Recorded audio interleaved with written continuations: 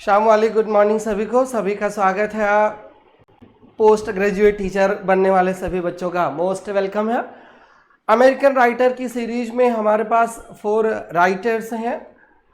Volt Whitman है, Hemingway है, Faulkner है और रॉबर्ट फ्रॉस्ट। ये 4 राइटर्स हमारे इंडियन सेक्शन में बचे हैं, सॉरी अमेरिकन सेक्शन में बचे हैं। और 3 राइटर्स बचे हैं इंडियन सेक्शन में, मुल्कराज आनंद, नजीम एजकिल और कमला दास। ब्रिटिश लिटरेचर ऑलमोस्ट कंप्लीट है। आपको एक वीडियो मिल गई होगी टीएस एलियट पर, एक वीडियो और ही आपको जल्दी ही टीएस एलियट पर मिल जाएगी। आप टेंशन ना लीजिए उसके लिए। आज हम अमेरिकन शुरू कर रहे हैं और अमेरिकन में आज हम बात करेंगे जिनसे सबसे कम क्वेश्चन अभी तक पीजीटी में आए हैं और उनका नाम है वाल्ट विटमैन। पहले वाल्ट ही लिखता हूं।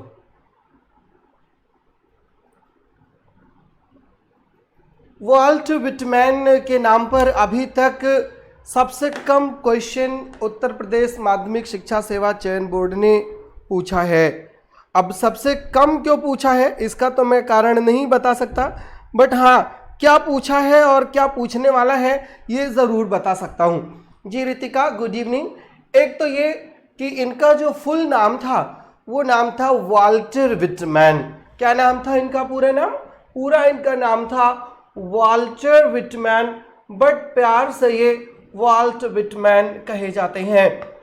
Walter Whitman was born on 31 मई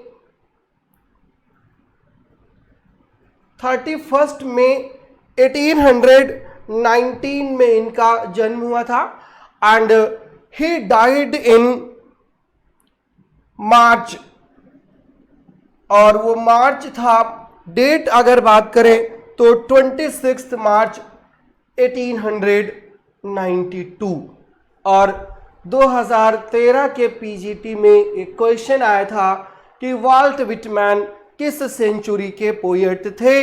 इस पर इतना सिंपल सा क्वेश्चन था। अब चाहे क्वेश्चन सिंपल सा हो और चाहे क्वेश्चन टफ सा हो, मार्क्स सबके बराबर ही होते हैं। वाल्ट विटमैन किस सेंचुरी के पोएट थे? तो the simplest answer is that Walt Whitman 19th century के पोएट हैं। Right, Walt Whitman 19th century के पोएट हैं। जन्म हुआ है उनका 1819 में और डेथ उनकी हुई है 1892 में। अगला प्रश्न, अगला ये है, इनके बारे में थोड़ा जानिए। एक चीज और जानिएगा कि अमेरिकन राइटर के से बायोग्राफिकल क्वेश्चंस नहीं आते पेपर में। अमेरिकन राइटर से टेक्सुअल क्वेश्चंस आते हैं, उनके वर्क से क्वेश्चन आते हैं, उनके टेक्स्ट से क्वेश्चन आते हैं। उनके बायोग्राफी पर क्वेश्चन अभी तक तो पीजीटी में नहीं पूछा गया है। टीजीटी के तो ये सिलेबस भी नहीं है। और सिर्फ यूपी पीजीटी में बायोग्राफी पर भी क्वेश्चन बनता है, बाकी किसी भी एग्जामिनेशन में बायोग्राफी पर भी क्वेश्चन नहीं बनता है। शॉर्ट में हम बता देंगे इनके भी बारे में। वाल्ट विटमैन को पोएट ऑफ डेमोक्रेसी कहा जाता है। पोएट ऑफ डेमोक्रेसी कहा जाता है वाल्ट विटमैन को। और ये भी क्वेश्चन पेपर में एक बार आ चुका है, शायद 2009 या 2011 में आया था कि पोएट ऑफ डेमोक्रेसी किसको कहा जाता है। तो पोएट ऑफ डेमोक्रेसी भी हम वाल्ट विटमैन को ही कहा जाता है कि वो डेमोक्रेसी के पोएट हैं। अब कोई भी आदमी डेमोक्रेसी का पोएट कैसे हो सकता है? डेमोक्रेटिक पोएट्री वो कैसे लिखता है?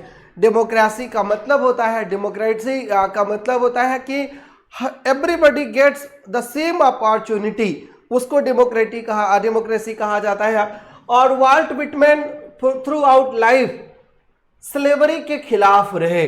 राइट, एंटी स्लेवरी मूवमेंट के साथ रहे वाल्ट विटमैन, और जो स्लेवरी के खिलाफ हो। इसके अलावा वाल्ट विटमैन विमेन राइट्स की बात करते रहे, और विमेन राइट्स टू प्रॉपर्टी की बात करते रहे। और जो विमेन राइट्स टू प्रॉपर्टी की बात करे, इसका मतलब वो किसकी बात कर रहा है? वो इक्वालिटी की बात कर रहा है, इगालिटारियन सोसाइटी की बात कर रहा है। और जो इगैलिटेरियन सोसाइटी की बात करें, सबको बराबर की नज़र से देखे, उसको ही डेमोक्रेटिक कहा जाता है। और वाल्ट विटमैन को इसीलिए पोएट ऑफ डेमोक्रेसी कहा जाता है। राइट, वाल्ट विटमैन को पोएट ऑफ डेमोक्रेसी इसीलिए कहा जाता है क्योंकि थ्रू आउट लाइफ उनका जो फोकस था अपने लिटरेचर में, अपने वर्क में, वो इक्वालिटी पर है। वो उनका पूरा फोकस जो है किस चीज पर है? उनका पूरा फोकस सबको बराबर लाने पर है, जो है सबको इकट्ठा करने पर है। और एक इनका जो वॉल्यूम है सॉन्ग ऑफ माई सेल्फ,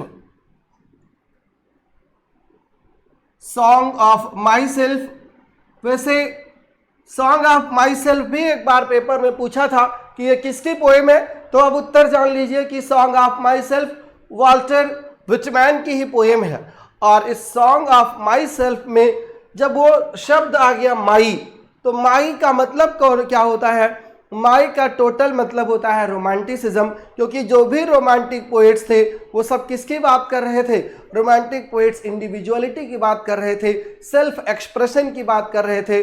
और यहाँ पर सॉन्ग ऑफ माई सेल्फ में वाल्टर विटमैन भी क्या दिखाई देते हैं?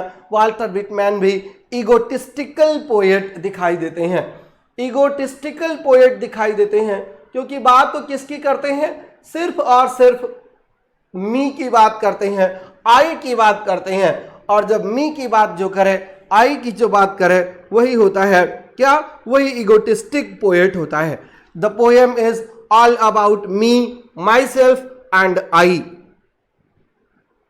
क्लियर? और पहले स्टेंजा में पोएम की अपने बता देते हैं कि in the poem he is going to celebrate himself, और जो खुद को सेलिब्रेट करे वही रोमांटिसिज्म होता है। और उसी रोमांटिसिज्म की वजह से उनको ईगोटिस्टिकल पोएट भी कहा जाता है। वैसे ईगोटिस्टिकल सबलाइम कीट्स का टर्म है, उन्होंने वर्ड्सवर्थ के लिए कीट्स के टर्म को, जो कीट्स ने वर्ड्सवर्थ के लिए टर्म कॉइन किया था egotistical, but song of myself भी एक ईगोटिस्टिकल पोएम है। किसकी पोएम है? वाल्टर विटमैन की पोएम है। और पहली बार कब छपी थी ये? 1855 में,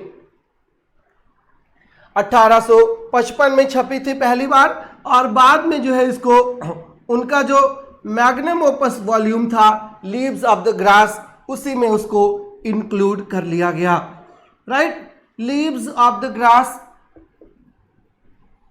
ये वाल्ट विटमैन का मैग्नम ओपस है, मतलब थ्रू आउट लाइफ जो है वो लीव्स ऑफ द ग्रास पर काम करते रहे। पहला वॉल्यूम 1855 में आया था और आखिरी वॉल्यूम जो है 1892 में, जिसको डेथ बेड एडिशन कहा जाता है।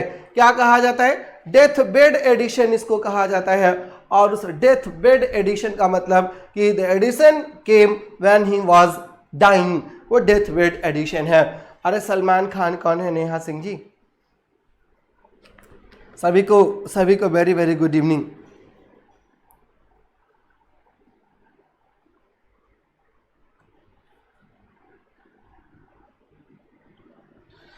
सॉन्ग ऑफ माई सेल्फ जो है ये पूरी तरीके से एक डेमोक्रेटिक पोएम है। क्यों डेमोक्रेटिक पोएम है? क्योंकि ये समाज के सभी वर्गों से लोगों को जिक्र करती है, प्लेसेस का जिक्र करती है, and tries to forge them into a unity, और सबको मिला करके एक यूनिटी बनाने की बात करती है। और इसीलिए पोएम जो है पूरी तरीके से डेमोक्रेटिक पोएम के कैटेगरी में आती है।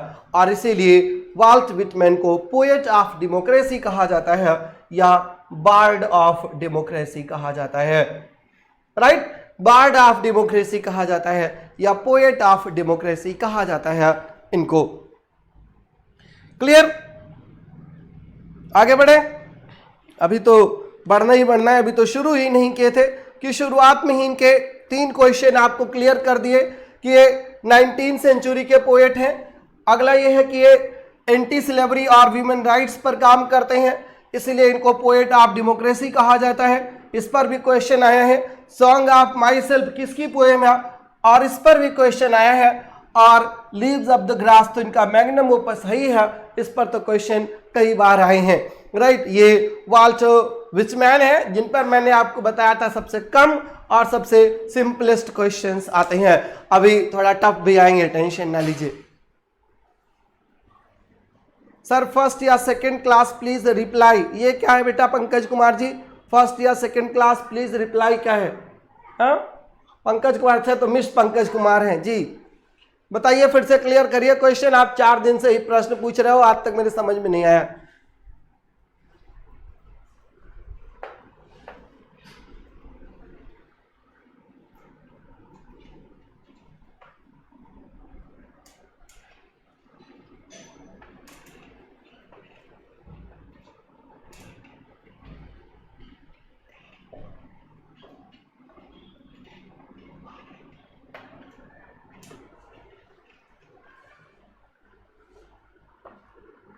Good evening Ajay ji.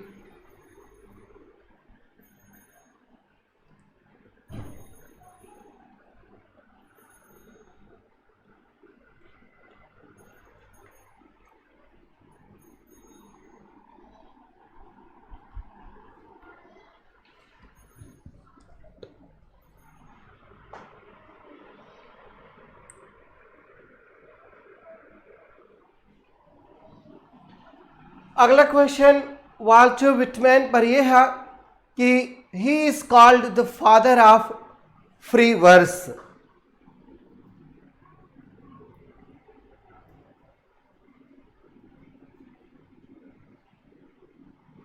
He is called the father of free verse. Free verse का फादर कहा जाता है किसको? फादर ऑफ फ्री वर्स कहा जाता है वाल्टर विटमैन को। अब फ्री वर्स क्या होता है? फ्री वर्स वो होता है जहां पर ना तो कोई राइम हो, ना तो कोई रिदम हो, और ना तो राइम रिदम के अलावा ना तो कोई फिक्स्ड मीटर हो, ना तो कोई फिक्स्ड फुट हो, जहां पर कुछ भी फिक्स ना हो। जैसे एम्बिक पेंटामीटर की लाइंस ब्लैंक वर्स होती हैं या हीरोइक कपलेट होती हैं। बैलेड का अपना स्टेंजा फॉर्म होता है, ओड का अपना स्टेंजा फॉर्म होता है। इस टाइप का कोई भी स्टेंजा फॉर्म जहां पर ना हो उसको फ्री वर्स कहा जाता है, बिल्कुल स्वच्छंद, राइट। और एक और पोएट है आप ही के सिलेबस में, रॉबर्ट फ्रॉस्ट। रॉबर्ट फ्रॉस्ट ने फ्री वर्स को बोला है कि free verse is like playing tennis without net. To play tennis, ये नेट में एक बार क्वेश्चन आया था। To play tennis without net, इनको कहा जाता है, किसको कहा जाता है? ये फ्री वर्स को कहा जाता है। और फ्री वर्स के ओरिजिनेटर जो है ये कौन है? ये फ्री वर्स के ओरिजिनेटर, फ्री वर्स के फादर विटमैन को कहा जाता है। विटमैन की क्लास कौन सर है? कौन सर है? विटमैन की क्लास पहली सर है।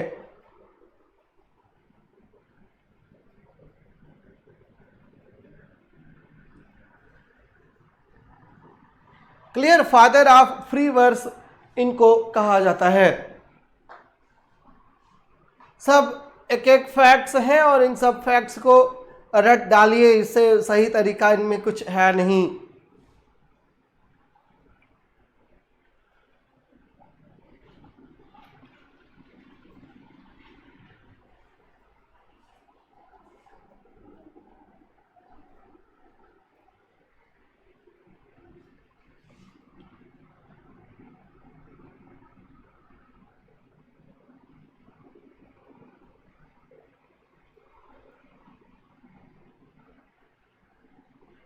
वाल्टर विटमैन पर ये आज पहली ही क्लास है।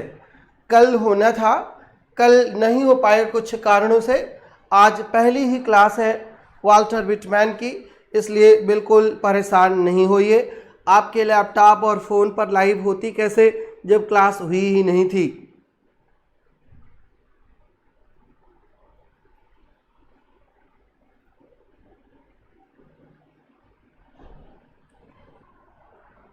राइट, आइए लीव्स ऑफ द ग्रास पर आ जाइए। First leaves of the grass 1855 में पब्लिश हुई थी और इस पोएम को उन्होंने अपने खुद के पैसे से पब्लिश कराया था। और 1855 में जब ये पब्लिश हुई तो इसमें टोटल 12 पोएम्स थी।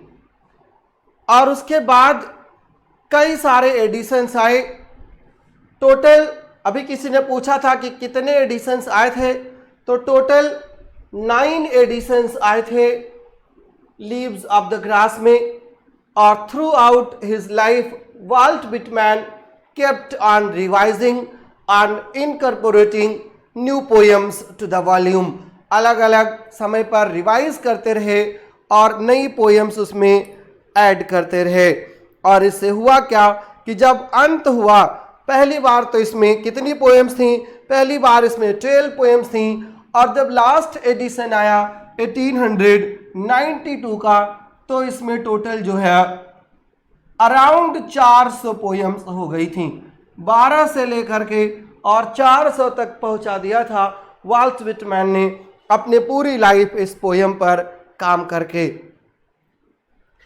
पोएम्स के बारे में अगर हम बात करें कि पोएम्स किसके बारे में है, तो द पोएम जो है ये किस चीज को रिप्रेजेंट करती है, तो poem is the celebration of his philosophy of life and humanity. Right, humanistic poet है वाल्ट विटमैन, और अपने पोएम में अपनी फिलॉसफी जो उनकी ह्यूमैनिटी को लेकर के है, उसको नेचर को प्रेज करते हैं और इंसानियत के इंडिविजुअलिटी को, इंडिविजुअल रोल क्या है इंसान का नेचर में, उस नेचर को अप्रिशिएट करते हुए दिखाई देते हैं। और इसलिए टाइटल भी देखिए बिल्कुल रोमांटिक पोएट्री की तरह टाइटल है, leaves of the grass. Right, grass की लीव्स की बात कर रहे हैं, जैसे कि वर्ड्सवर्थ बात कर रहे थे, जैसे कि कॉलरिज बात कर रहे थे, जैसे कि शैली और कीट्स बात कर रहे थे, बिल्कुल in the lap of nature, उसी की बात करते हुए यहाँ पर वाल्ट विटमैन दिखाई देते हैं। Right, leaves of the matter जो है, rather than focusing on religious or spiritual matters, it focuses primarily on the body and the material world। किस पर फोकस करते हैं? स्पिरिचुअलिटी पर फोकस ना करके, रिलीजन पर फोकस ना करके, बॉडी पर फोकस करते हैं और मटेरियलिज्म पर फोकस करते हैं। मटेरियलिज्म का मतलब क्या होता है? भौतिकता पर फोकस करते हैं, इंसान के हैप्पीनेस पर फोकस करते हैं और इस दुनिया के हैप्पीनेस पर फोकस करते हैं, दूसरी दुनिया में नहीं ले जाना चाहते। लौकिक दुनिया की बात करते हैं, अलौकिक दुनिया की बात नहीं करते।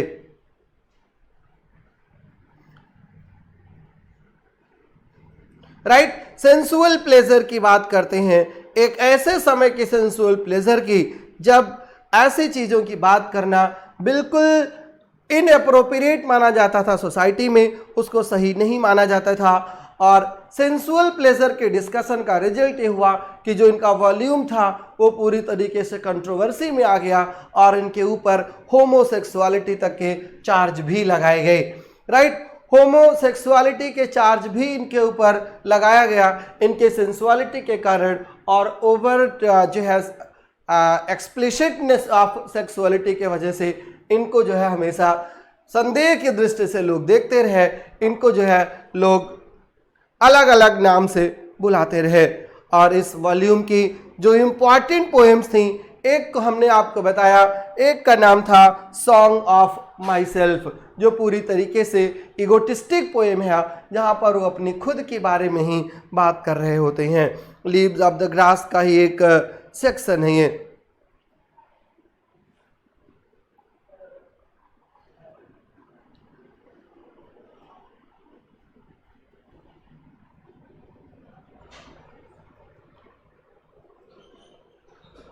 The poem songs of myself जो था, it was divided into 52 numbered sections for the 4th edition and finally took on the title song of my self.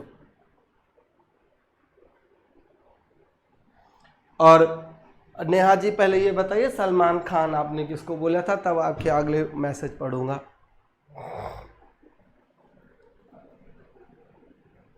पहले आप सलमान खान बताइए किसको बोला था, तो ही आपका डाउट लिया जाएगा। सॉन्ग ऑफ माई सेल्फ के बाद एक इनकी पोएम थी माई बॉडी। मैंने आपको बताया कि ये पूरी तरीके से बॉडी पर सेंटर्ड है, मटेरियलिज्म पर सेंटर्ड है, तो इनकी बॉडी पर एक पोएम थी I sing the body electric.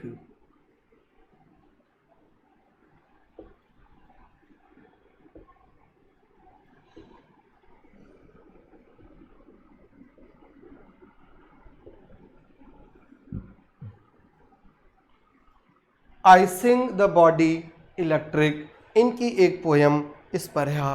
Right, 1855 के कलेक्शन में पोयम छपी थी।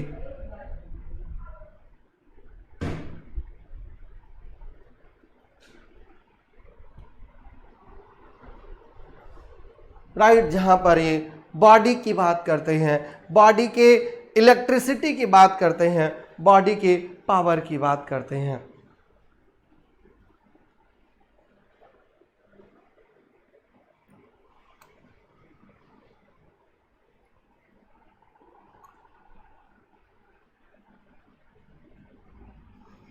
जी बताए नहीं, मैं आपका वेट कर रहा हूं।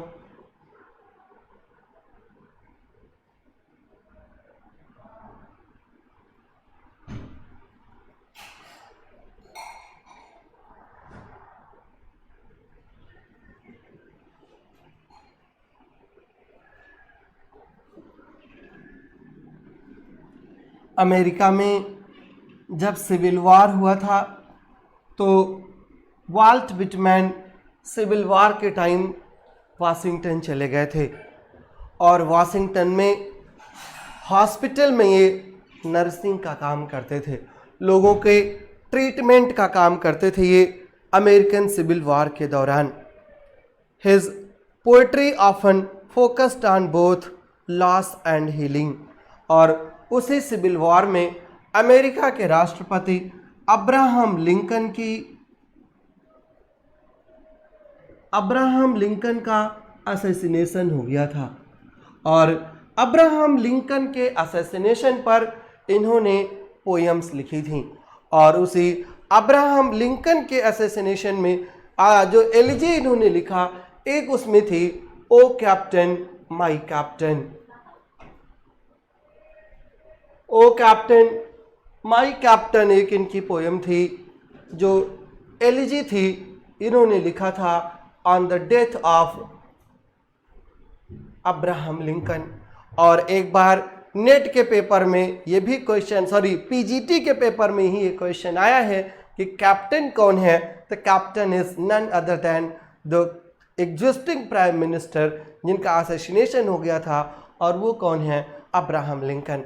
जी प्रगति जी ने लिखा है कि सर आपको ही कहा होगा सलमान खान। अच्छा नहीं, पहले तो फूल जहां ने लिखा था और फिर प्रगति जी ने भी कुछ लिखा है, सर आपको ही सलमान खान से कंपेयर किया होगा। और नेहा जी सलमान खान से कंपेयर करके और भाग गई, अब मुझे दिखाई नहीं दे रही कहीं, बिकॉज ऑफ योर फिटनेस। अरे मेरी फिटनेस बहुत ख़राब हो गई है। ये फ्रंट पार्ट आप देख रहे हो ना, ये आई सिंग माई बॉडी इलेक्ट्रिक वाला पार्ट है, राइट। ये फ्रंट पार्ट ही आपको दिख रहा है, वैसे बहुत मोटा हो गया हूँ मैं, 92 kg का।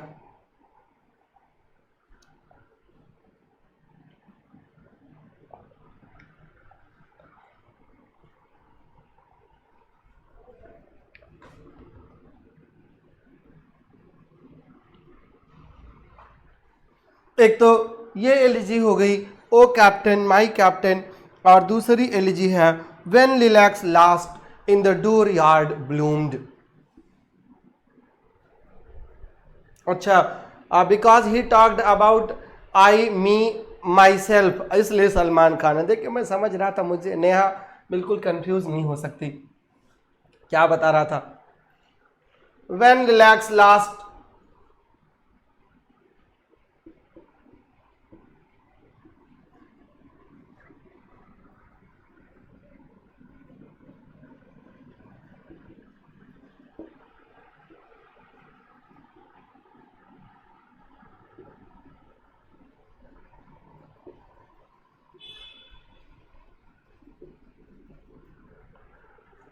when lilacs last in the dooryard bloomed। ये एक दूसरी एलिजी थी जो उन्होंने on the death of Abraham Lincoln लिखा था, राइट। और apart from these two elegies he also delivered a number of lectures on Abraham Lincoln as he was a great admirer of Lincoln। बहुत सारे lectures भी इन्होंने deliver किए थे। When lilacs last in the dooryard bloom एक long poem है जो एक एलिजी है to president Abraham Lincoln. It was written in 1865 during a period of profound national mourning in the aftermath of president's assassination.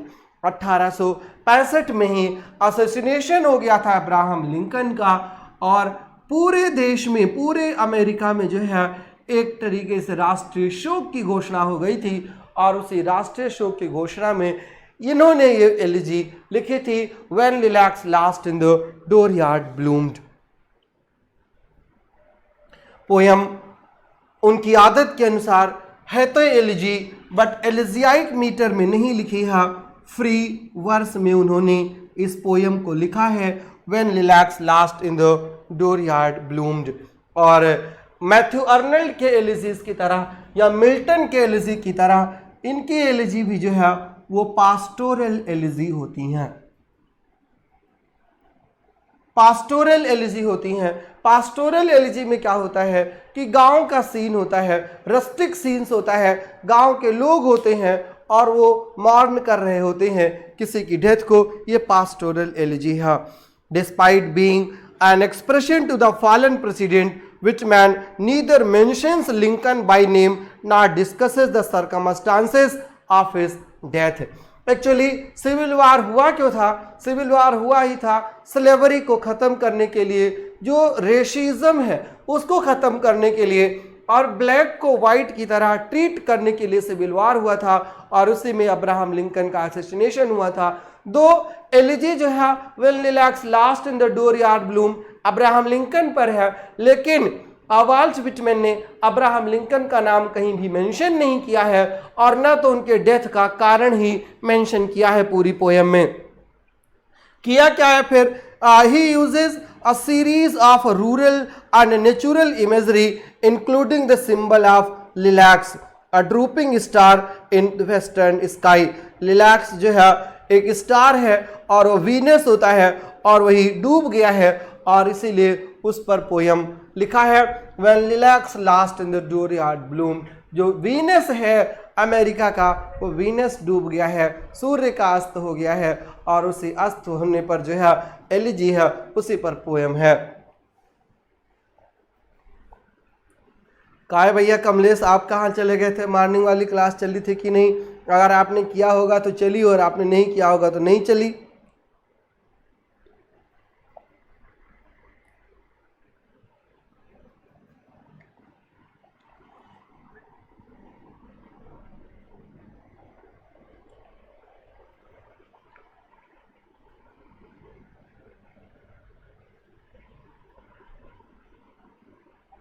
Whitman का एक collection आया था जिसमें उन्होंने वार पोएट्री और पैट्रियाटिक पोएट्री लिखा था और उसका नाम था drum taps.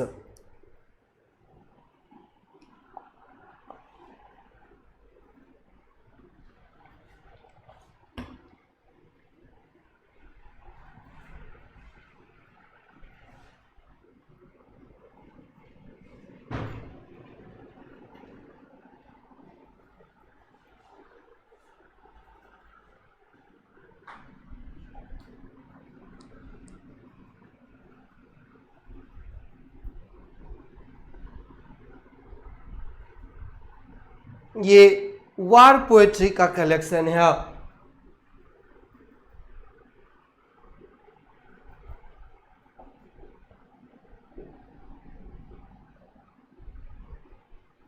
A collection of war poems, right? A collection of war poems है। 1865 में ही ये बुक भी छपी थी और क्योंकि 1865 में ही सिविल वार खत्म हुआ था और सिविल वार खत्म होने के साल 1865 में ये वार पोयम पब्लिश हुई थी।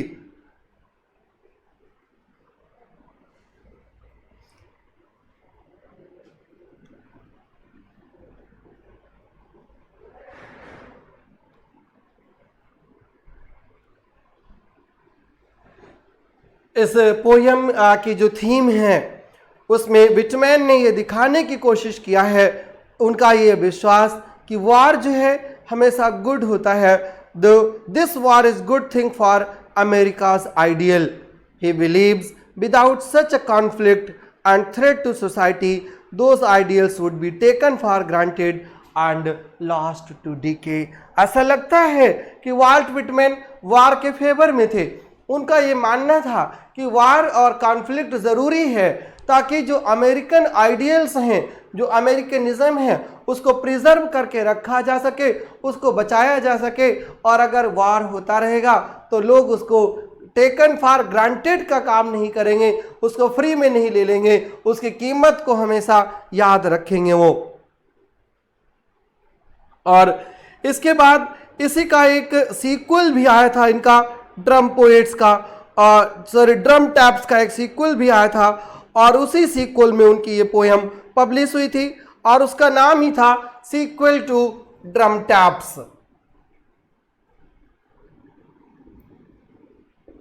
सीक्वल टू ड्रम टैप्स दूसरा कलेक्शन था और ये भी 1865 में ही आया था। और इस पूरे कलेक्शन का नाम क्या था? Sequel to drum taps. और उसके बाद when lilacs last in the dooryard bloomed, ये पूरा नाम उन्होंने दे दिया था। In morning my class was not showing but I cover it in the afternoon. I was laughing so much seeing my name is using as an example. Thank you sir. Vijay Pal ji, example androgyny में बनोगे तो आएगा ही। एक BK हैं, उनका नाम मुझे अभी तक नहीं पता चल पाया है। चलिए, sequel to drum taps, when lilacs last in the dooryard bloomed and other poems, ये 18 पोएम्स का एक कलेक्शन था, 1865 में छपा था और ये भी अमेरिकन सिविल वॉर पर है। और इसी सीक्वल टू ड्रम टैप्स के 18 पोएम्स में उनकी दोनों पोएम्स जो अभी हमने आपको बताई, ओ कैप्टन, माय कैप्टन और when lilacs last in the dooryard bloomed, दोनों में वही आई थी। ठीक है नेहा, कोशिश करेंगे, देखेंगे।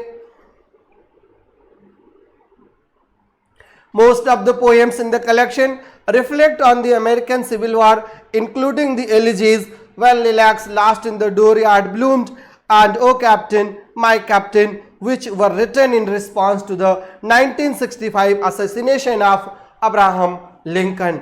ये दोनों poem sequel to drum taps में पब्लिश हुई थी।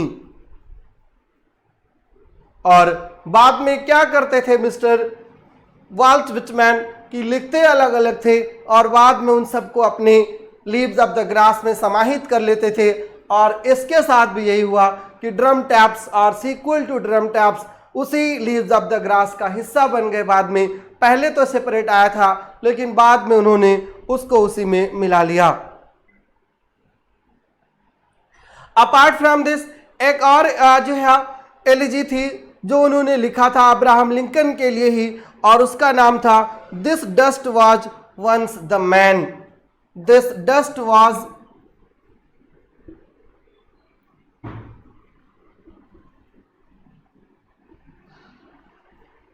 This dust was once the man. ये भी एक एलिजी थी अब्राहम लिंकन पर, बट ये पोयम उनकी 1871 में लिखी गई थी। When this dust was once the man, elegy है विटमैन की अब्राहम लिंकन पर और उन्हीं को डेडिकेटेड है जो 1865 में जिसका असैसिनेशन हो गया था। इसके अलावा एक और एलिजी है उनकी अब्राहम लिंकन पर ही। टोटल 4 एलिजीज हैं अब्राहम लिंकन की, राइट। टोटल 4 एलिजीज हैं अब्राहम लिंकन पर विटमैन की। एक है hushed with the camps today, HUSHD, hushed be the camps today, ये एक एलिजी ये भी है। एक ये हो गई hushed be the camps today, दूसरा this dust was once the man, तीसरा अब्राहम लिंकन पर when lilacs last on the dooryard bloomed, और चौथा O captain my captain. These are the 4 elegies written by Walter Whitman on the assassination of the 16th president of America Abraham Lincoln. Clear, ये 4 elegies उन्होंने लिखा है।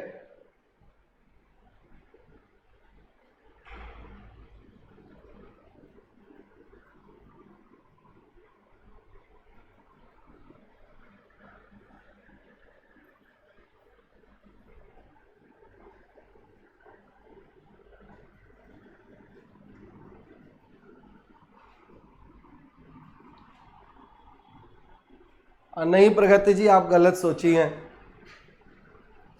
Actually कल लखनऊ में धरना प्रदर्शन था सीटेट और टेट के बच्चों का जॉब के लिए, तो Rohit sir came to participate in that dharna प्रदर्शन, so he instantly thought of me and came to Ayodhya.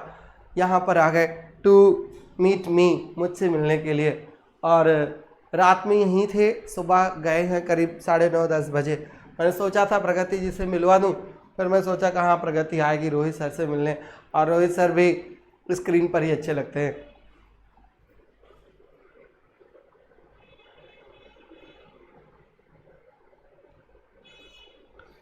चलिए, क्या बताने जा रहा था और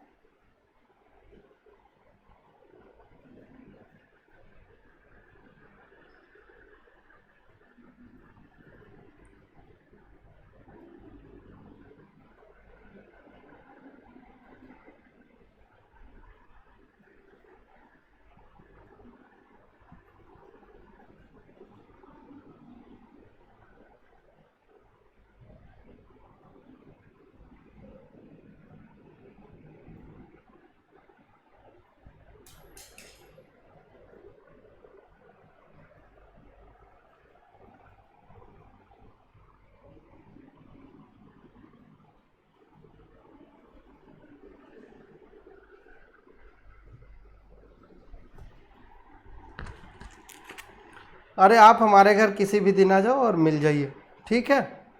प्रगति जी, यू आर मोस्ट वेलकम, आप कभी भी आ सकती हैं। अब बाकी लोग बुरा ना मानिएगा, कोई भी आ सकता है हमारे घर पे, जो भी नियर बाई हैं तो आ ही सकते हैं। एक विटमैन की पोयम थी क्रॉसिंग ब्रुकलिन फेरी।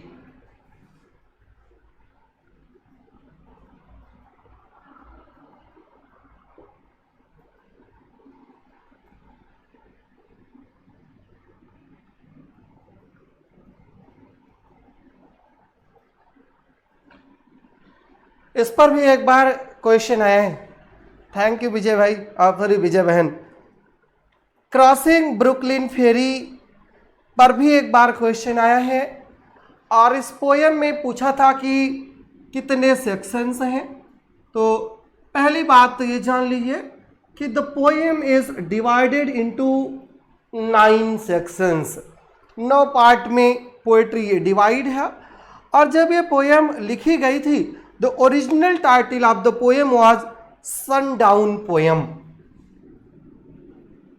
सन डाउन पोयम इसका ओरिजिनल नाम था जब ये छपी थी 1856 में, और 1860 में जब ये पब्लिश हुई तो इसका नाम चेंज होकर के क्रॉसिंग ब्रुकलिन फेरी हो गया था।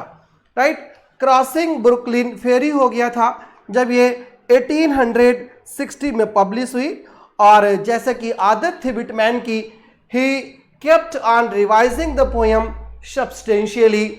हमेशा से आदत जैसे थी उनकी, तो पोयम को वो रिवाइज करते गए और 1881 में फिर से उसको छपवाया था। और पोयम एक ऐसे व्यक्ति के बारे में है जो ब्रुकलिन फेरी से मैनहट्टन जा रहा है, ब्रुकलिन फेरी से मैनहट्टन जा रहा है और अपनी बातें करते हुए। Clear? Crossing Brooklyn ferry is a poem about a man talking taking the Brooklyn ferry home from Manhattan at the end of working day. Or it is one of Walt Whitman's best known and best loved poems because it is astutely and insightfully argues for Whitman's idea that all humans are united in their common experience of life. जितने भी आदमी हैं संसार में, जितने भी दुनिया में लोग हैं, वो सब एक दूसरे से यूनाइटेड हैं, और इसीलिए वो डेमोक्रेटिक पोएट भी हैं और उसी की बात इन्होंने क्रॉसिंग द ब्रुकलिन फेरी में किया है, जिसमें टोटल 9 सेक्शंस हैं। क्लियर? क्रॉसिंग ब्रुकलिन फेरी पोएम का नाम याद रखिएगा। टोटल सेक्शन कितने हैं ये नाम आप याद रखे रहिएगा और इससे आपका बहुत काम चल जाएगा। क्रॉसिंग ब्रुकलिन फेरी, क्रॉसिंग ब्रुकलिन फेरी। एक तो ये क्वेश्चन आ सकता है कि ये पोएम किसकी है, तो आप उत्तर लगा देंगे कि ये पोएम किसकी है। ये पोएम है विटमैन की। और किसके बारे में है? About a man taking the Brooklyn ferry home from Manhattan at the end of the working day. Manhattan. अब अगर ऐसा भी कोई क्वेश्चन आ जाए कि कौन सी ऐसी पोएम है विटमैन की जो मैनहट्टन की बात करती है, तो मैनहट्टन की जो बात है वो यही है पोएम। क्लियर? वो यही पोएम है ब्रुकलिन फेरी ही। A long poem in 9 sections, Crossing Brooklyn Ferry prepares us for the final poem of Leaves of Grass, when Whitman writes, falling to fetch me at first keep encouraged, missing me one place search another। और अगली एक individual poem पर फिर आते हैं और वो है पैसेज टू इंडिया।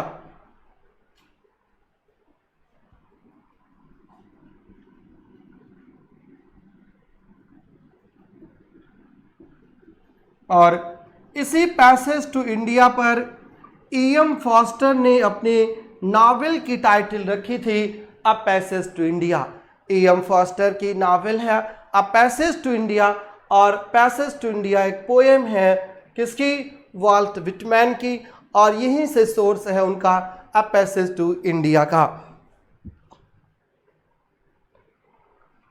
1970 के कलेक्शन में ये वॉल्यूम आया था, सॉरी ये पोइट्री आई थी 1970 के कलेक्शन में उनके, और बाद में फिर उसको ऐड कर दिया गया उनके अपनी फेवरेट बुक में ही, और उनकी अपनी favourite book leaves of the grass में।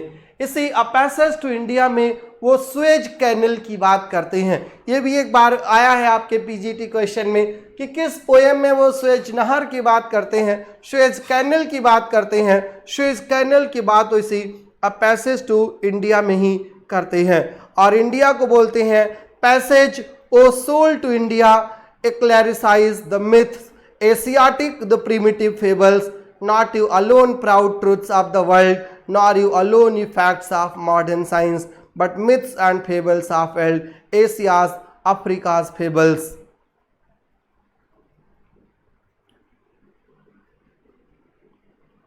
और ये भी कोई छोटी पोएम नहीं है, ये भी एक लॉन्गर पोएम्स के ही कैटेगरी में आएगी, क्योंकि इस पोएम में भी अगर ये कभी क्वेश्चन आ जाए कि इस पोएम में टोटल कितने सेक्शन हैं, तो कितने सेक्शन से उत्तर लगाओगे? मोहब्बत बहुत थी इनको संख्या नंबर 9 से।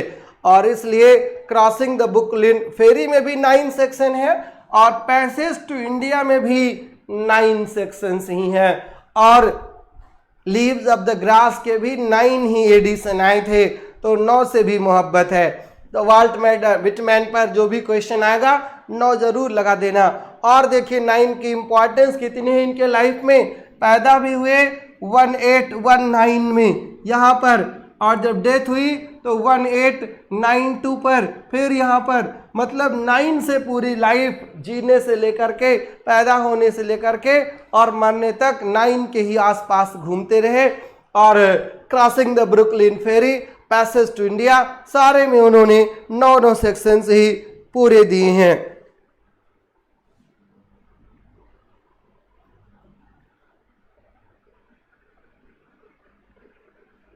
और किसकी बात करते हैं पैसेज टू इंडिया में, यह भी एक इंपॉर्टेंट बात है। क्लियर? हमने आपको बताया किसकी बात करते हैं? सुएज कैनल की।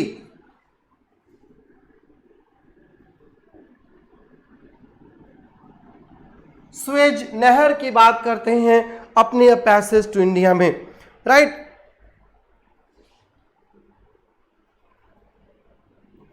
और सुएज कैनल किस किस को जोड़ती है? सुएज कैनल मेडिटेरेनियन सी और रेड सी को जोड़ती है।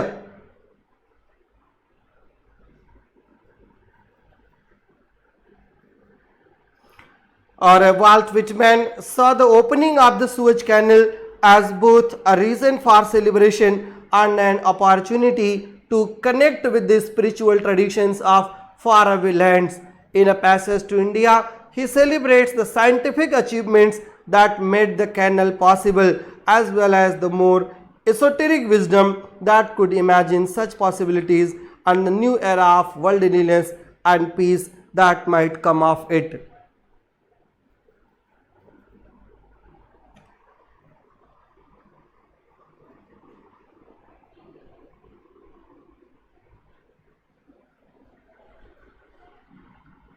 क्लियर। वाल्ट विटमैन के टाइम पर एक मूवमेंट चल रहा था और उस मूवमेंट के तहत अमेरिका में सारे लोगों को शराब पीने से मना किया जा रहा था। शराब पीने से मना किया जा रहा था और उस मूवमेंट का नाम था टेम्परेंस मूवमेंट। वाह, what a trick to remember facts about Whitman. जी, ट्रैक्स तो बहुत अच्छी है, बस लर्न कर लीजिए। क्या बताए? टेम्परेंस मूवमेंट चल रहा था। टेम्परेंस मूवमेंट के तहत शराब को पूरी तरीके से बैन करना था। एंटी एल्कोहलिक मूवमेंट था और इस मूवमेंट से प्रभावित होकर के वाल्ट विटमैन ने एक नावल लिखी थी और उस नावल का नाम था क्या? Franklin Evans.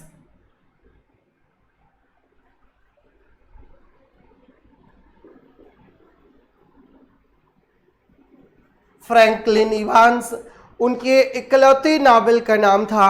1842 में उन्होंने इस नावल को लिखा था और किस बात पर लिखा था उन्होंने इस नावल को?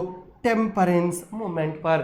टोटली टीटोलेरियन मूवमेंट था ये, राइट। पूरी तरीके से कैसे मूवमेंट था कि जहां पर शराब को पूरी तरीके से मना किया गया था। पूरी टाइटल थी फ्रैंकलिन इवांस की, फ्रैंकलिन इवांस और द इनेब्रिएट। फ्रैंकलिन इवांस और द इनेब्रिएट। फ्रैंकलिन इवांस और the inebriate, a tale of the times.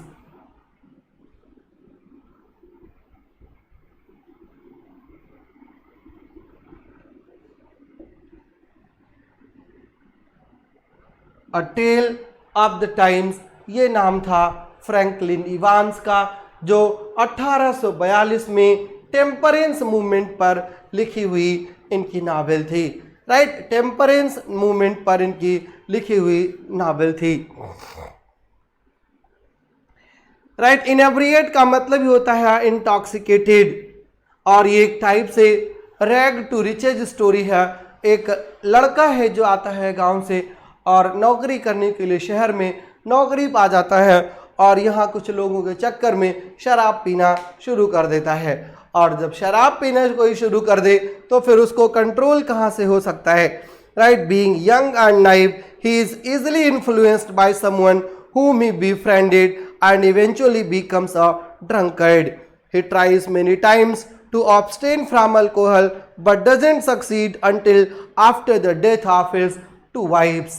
जब तक दो पत्नियां नहीं मर जाती तब तक बुद्धि ठिकाने नहीं लगती और जब सबको खो देता है तब दिमाग ठिकाने लग जाता है और फाइनली शराब पीना बंद कर देता है। फ्रैंकलिन इवांस ही उसका प्रोटैगनिस्ट है, right. Franklin Evans takes you through a journey of a young man living and learning through his mistakes, picking up life and lessons along the way. पूरी जिंदगी सीखता रहता है और पूरी जिंदगी अपनी एनर्जी लगाता रहता है। जी नेहा, आपने ऐसा कुछ नहीं बोला था, फिर कैसा बोला था? बोला तो था ना कुछ।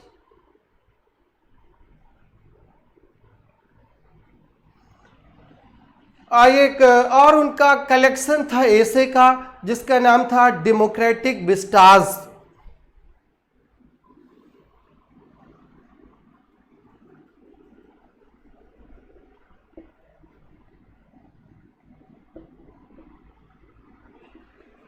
डेमोक्रेटिक विस्टास एक बुक है, 1871 में पब्लिश हुई थी और कलेक्शन है एसेज का और एक कंपैरेटिव पॉलिटिक्स पर ये बुक मानी जाती है।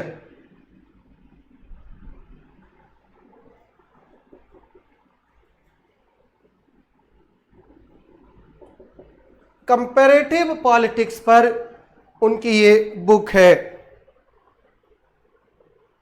और ये एसेज तब लिखे गए थे जब विटमैन एक क्लर्क के रूप में काम करते थे।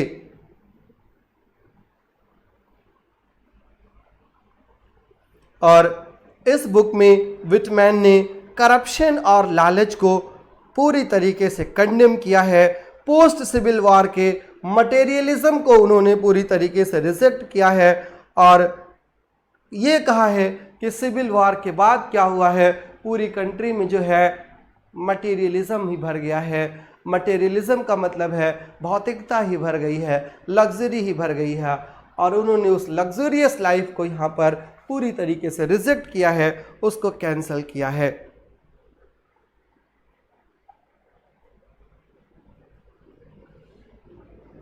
डेमोक्रेटिक विस्टाज में and apart from these important works, एक दो उनके और वर्क्स हैं जैसे बहुत कुछ वैसे जानने की ज़रूरत नहीं है। एक उनके वर्क का नाम था mainly health and training.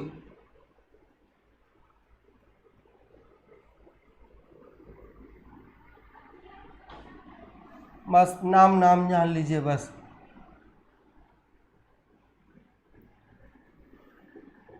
Manly health and training.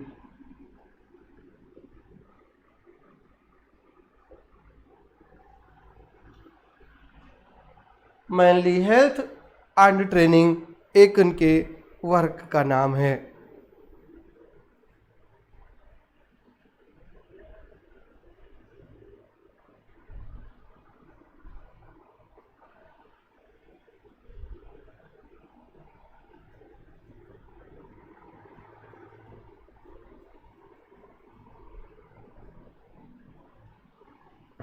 बस विटमैन से इतना ही, इसीलिए कहा था कि बड़े बड़े राइटर्स जो हैं वो इंग्लिश के हैं और छोटे छोटे राइटर्स इंडियंस और अमेरिकन से हैं। ब्रिटिश ही ख़त्म करना सादा होता है और इन पर ज़्यादा टाइम नहीं लगेगा। रॉबर्ट फ्रॉस्ट पर हो सकता है कि 2 क्लास हो जाए, हेमिंगवे पर एक ही क्लास होगी और फॉकनर पर भी हो सकता है एक ही क्लास में सिमट जाए मामला, या एक क्लास 1.5 घंटे की हो जाए, बस इससे ज़्यादा नहीं होना है।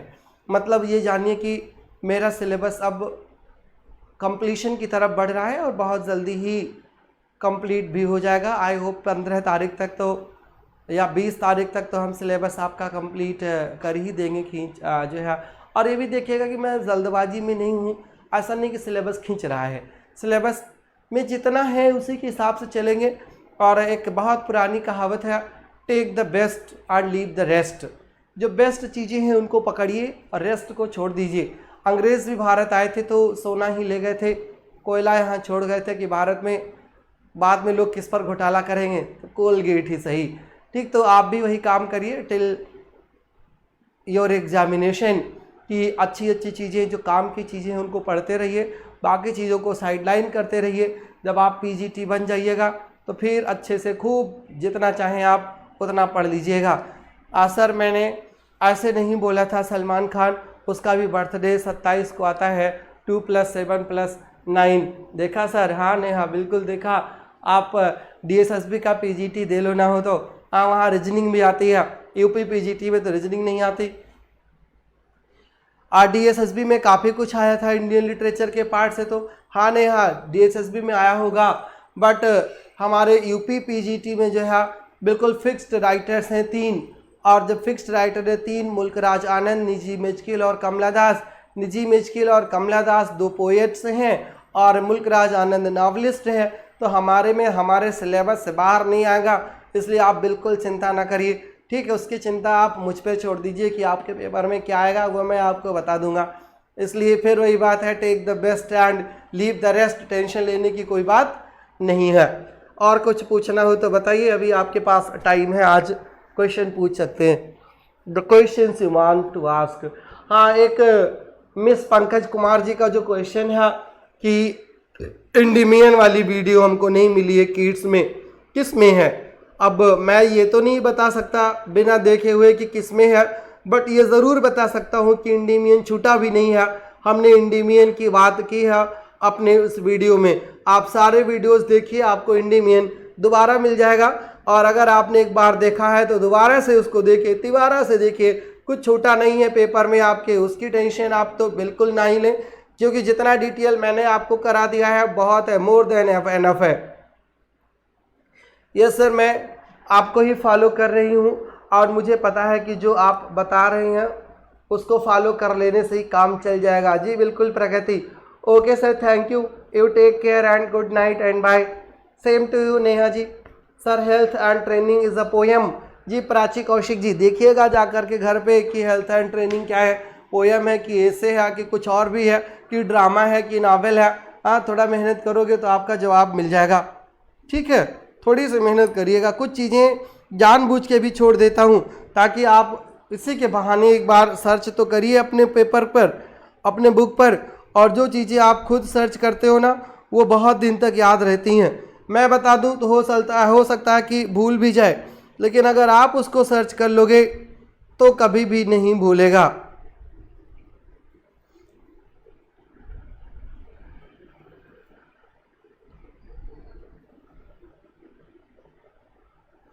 और कोई क्वेश्चन?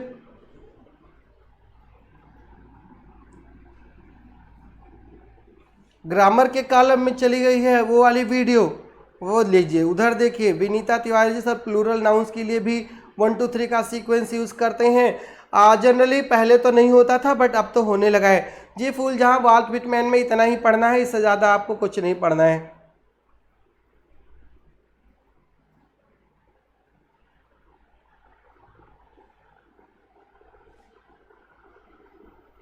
एक क्वेश्चन आपको और बता दूं, जाके सर्च कर ही लीजिएगा लगे हाथ, कि वाल्ट विटमैन का पेन नेम क्या है। वाल्ट विटमैन का पेन नेम क्या है, इस पर भी जाकर एक बार सर्च करिएगा क्वेश्चन, कि what is the pen name of Walt Whitman. 2 question हो गया आपके लिए।